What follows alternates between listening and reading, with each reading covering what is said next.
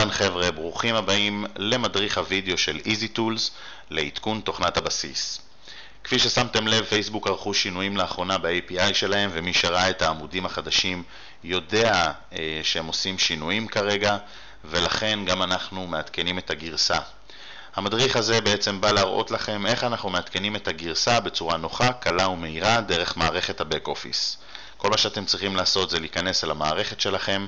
המערכת שלכם ברגע שאתם נרשמים מגיעה בעצם לדף הבית.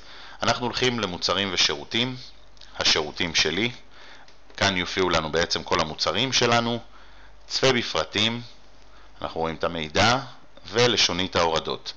בלשונית ההורדות אנחנו נוכל לראות את כל התוכנות שלנו ובעצם גם את כל העדכונים שאנחנו שולחים אליכם מדי פעם.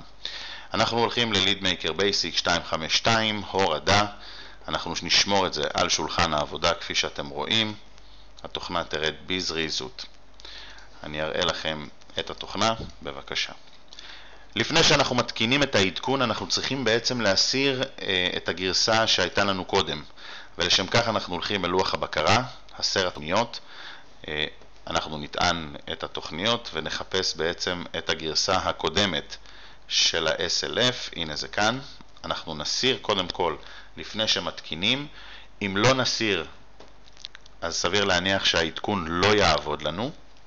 זה בטח ייקח כמה שניות. וברגע שאנחנו מסירים, אז אנחנו נוכל להתקין את זה בבטחה וללא תקלות. אז כמה שניות ברשותכם, אנחנו נסיר את התוכנה מהמחשב.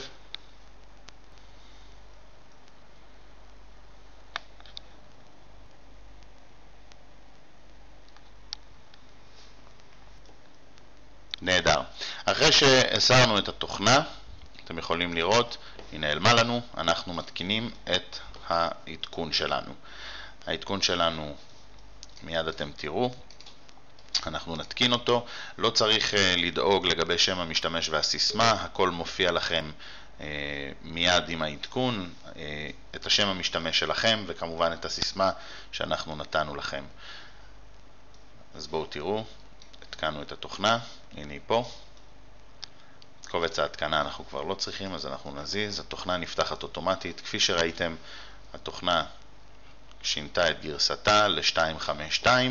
נעשה אקטיב. כמו שאתם רואים, גם אם אני עושה לוגין טו פייסבוק, זה אפילו שומר את הכניסה. זהו, עד כאן, פשוט וקל. בהצלחה.